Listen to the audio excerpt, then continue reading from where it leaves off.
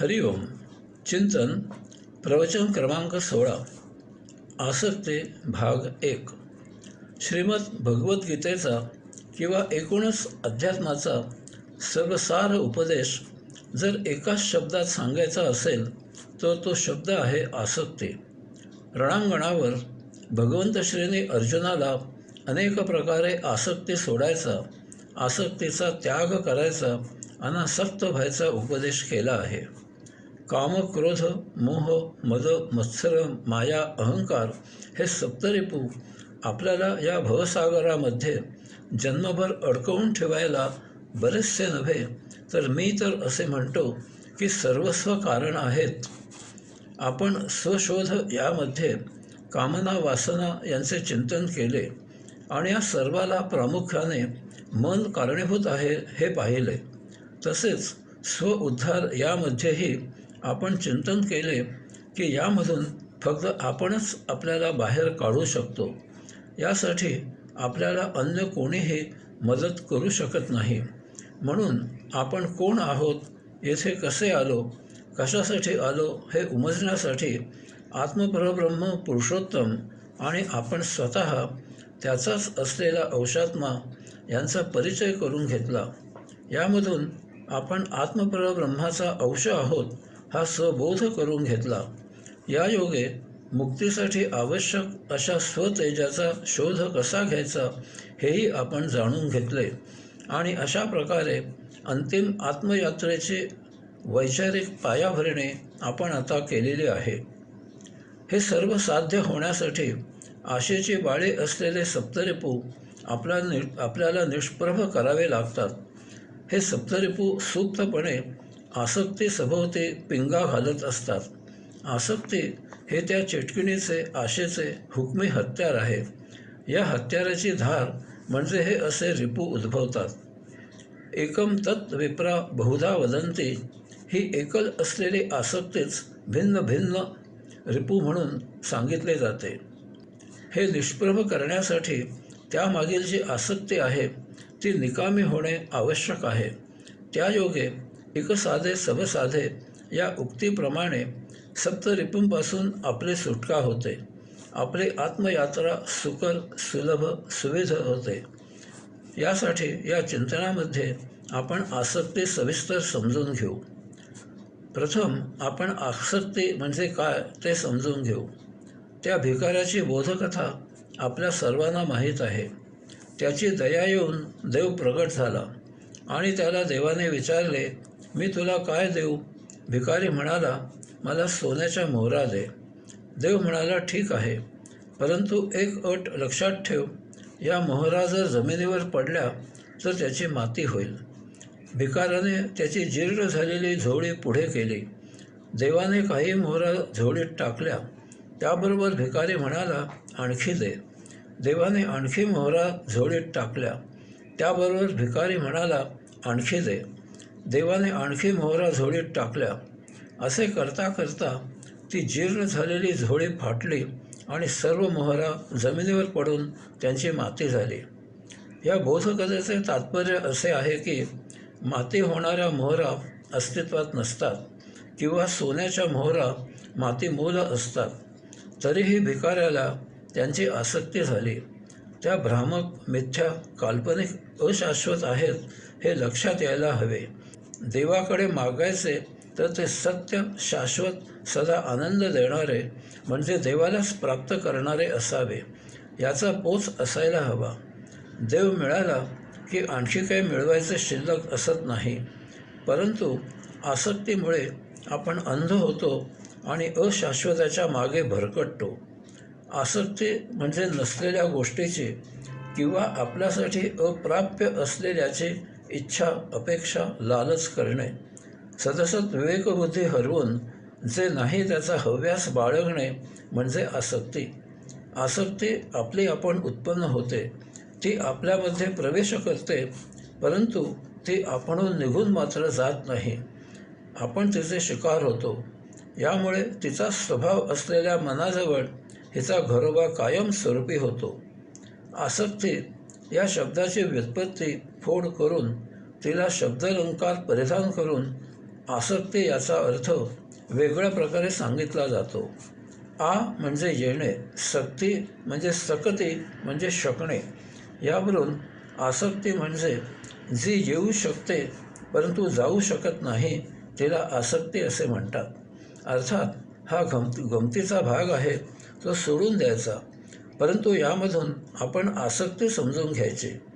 आसक्ती ही मुळातच नसलेल्या किंवा आपल्यासाठी प्राप्य नसलेल्या गोष्टीबद्दल केली जाते.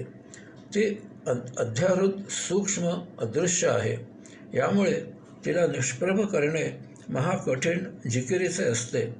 तिचा नाश करता येत नाही, कारण आपण तिला धारण केलेले नाही. तिला निष्प्रभ करावे तेव्हाच ती निष्क्रिय निकाम होते. तिचे कार्य ती करू शकत नाही, तिचे कार्य करणे थांबते.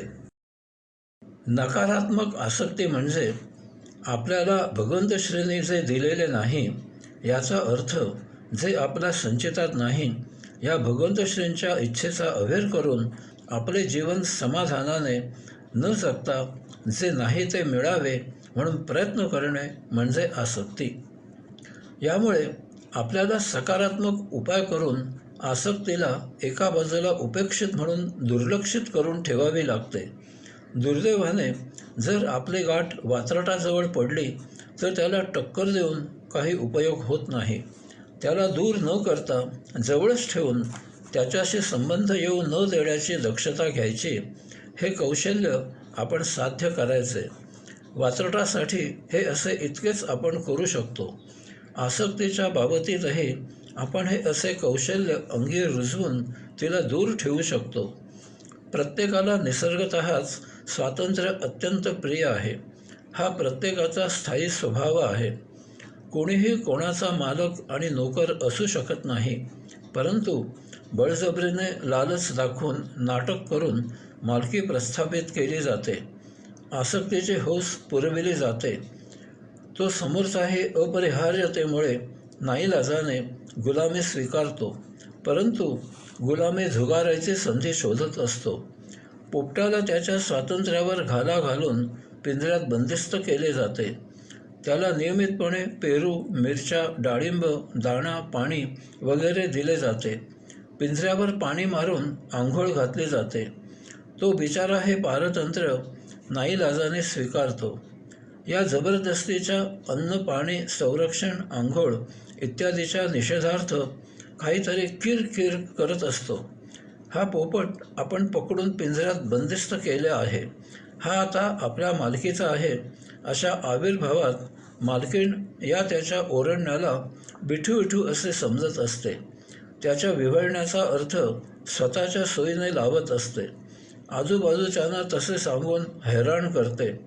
जे आपले नाही ते आपले असलेल्या थाटात ते स्वतःच्या मर्जीने वापरणे हीच ती आसक्ती आहे. एके दिवशी पोपटाला अन्नपाणी देताना अनवधानाने पिंजऱ्याचे दार उघडे राहते. पोपट ही संधी साधून बाहेर उडून जातो. उडता उडता किर किर म्हणजे तुझे पेरू, मिरच्या, डाळिंब, दाणा, पाणी, आंघोळ वगैरे गेले उडत असे म्हणतो. जुन्या काळामधील कथा आहे. एक दिवस बाळकोबा या न संपणाऱ्या संसाराला फार म्हणजे फारच वैतागले. त्या भरात त्याने काही कपडे, चांदी सोन्याचे थोडे दागिने, काही द्रव्य वगैरे एका गाठोड्यात बांधले आणि कुटुंबियांची नजर चुकवून त्याने चक्क अरण्याची वाट धरली. ऊन वर येईपर्यंत ते अरण्याच्या खूप आत आले होते. चालून चालून ते थकले, दमले. त्यातच त्यांना तहान, भूक लागली. आता काय करावे? परंतु त्यांना आजूबाजूला फळझाडे दिसली. जवळच पाण्याचा झरा दिसला. मनोमनी बाळकोबा सुखावले. प्रथम ते झऱ्याचे थोडे पाणी प्यायले. मग त्यांनी काही फळे तोडून खाल्ली. पुन्हा पाणी प्यायले. स्वतःवरच एकदम बेहद्द खुश झाले. मनात म्हणाले, हेच सत्य जीवन आहे. आता आपण येथेच राहायचे. नको तो संसार, नको ती बजबजपुरी, काही म्हणजे काहीही नको. वैताग आला सर्वाचा. थोडे अंतर पुढे गेल्यावर त्यांना एक साधू झाडाखाली शांतपणे बसलेला दिसला. बाळकोबा मनात म्हणाले, गुरु असाच अचानक भेटतो. आता हाच आपला गुरु. येथे त्याच्याजवळ राहायचे. असा विचार करत ते त्या साधूच्या जवळ गेले. गाठोडे जमिनीवर ठेवले आणि त्या साधूला नमस्कार करून ते त्याच्यापुढे मांडी घालून बसले. साधूने प्रश्नार्थक मुखमुद्रा केली. बाळकोबा साधूला मोठ्या उत्साहाने सांगू लागले की ते संसाराला अगदी विटले आहेत. नको तो संसार असे त्यांना झाले आहे. या संसारात त्यांना जराही स्वारस्य उरले नाही. संसारामध्ये सर्व असार आहे. बाळकोबा असेच काही सांगत असताना तो साधू हे सर्व ऐकता ऐकता झटकन उठला. बाळकोबांचं ते गाठोडे हाताने उचलून धूम पळत सुटला. त्याबरोबर बाळकोबा चोर चोर चोर पकडा पकडा असे अरण्य रुदन करत कशी तरी मांडी सोडवून त्याच्या मागे सुसाट धावत सुटले. तोंडाने हा कसला योगी, हा तर भोगी आहे, हा कसला साधू, हा तर भोंदू आहे वगैरे मुखपट्टा सुरू होता. त्या अरण्यात हे ऐकायला कोण असणार हो. साधू सहजगत्या झाडामागून झाडे मागे टाकत सारखा दिशा बदलत बदलत बाळकोबांना हुलकावणी देत देत बाळकोबांना पळवत होता. पळून पळून बाळकोबा थकले. विश्रांतीसाठी डोळे मिटून जरा थांबले आणि पुन्हा पळण्यासाठी डोळे उघडून पाहतात तर तो साधू समोर दिसत नव्हता. साधूच्या शोधार्थ बाळकोबाने चारी बाजूला नजर टाकली तर त्यांच्या मागच्या बाजूला तो साधू अगोदरच ज्या झाडाखाली बसला होता तेथेच तो शांतपणे बसलेला त्यांना दिसला आणि बाळकोबांचे गाठोडे तेथेच समोर जमिनीवर ठेवलेले दिसले. बाळकोबाने धावत जाऊन प्रथम ते गाठोडे उचलले आणि ते दोन्ही हातांनी पकडून छातीशी घट्ट धरले. मुखाने धापा टाकत त्या साधूला आता मारू, खाऊ की गिळू असा आविर्भाव करत क्रुद्ध चेहऱ्याने त्या साधूकडे पाहत ते तसेच तेथे उभे राहिले. साधू स्मितहास्य करत बाळकोबांना शांतपणे म्हणाला, बसा, जरा दम खा. पळून पळून दमला आहात. थोडा विसावा घ्या म्हणजे बरे वाटेल. जरा वेळाने तो साधू बाळकोबांना म्हणाला, तुम्ही संसाराला कंटाळा आहात हे सत्य असू शकते, परंतु तुम्ही विरक्त झालेले नाही. या गाठोड्यासाठी तुम्ही किती धावपळ केलीत, मला किती दूषणे दिलीत, अजूनही तुमची संसाराची आसक्ती टिकून आहे. आपले नसलेले व शाश्वत असलेले आपले आहे ते आपल्याकडे कायमकरिता असावे, ते आपल्या मालकीचे असावे असे वाटणे ही आसक्ती आहे. ज्या दिवशी तुम्ही अनासक्त व्हाल तेव्हाच ही वृत्ती नष्ट होईल. मग तुम्हाला संसारापासून पळून अरण्यात येण्याची गरज राहणार नाही. असोनी संसारी अनासक्तपणे तुम्ही संसारात राहूनही शांत असाल, मुक्त व्हाल. आसक्तीला धक्का लागला की कामक्रोध मोह मद मत्सर माया अहंकार हे सप्तरिपू आपल्यात निर्माण होतात. मुळात आसक्ती सूक्ष्म अदृश्य भ्रामक मिथ्या असत्य आहे. यामुळे तिच्यामधून निर्माण होणारे सप्तरिपूही सूक्ष्म अदृश्य भ्रामक मिथ्या असत्य आहेत. आपण आसक्तीच्या या बिगडी निर्मितीच्या आहारी जातो आणि आपले प्रशांत जीवन उद्ध्वस्त करतो. स्वतःवर अशांतता ओढवून घेतो.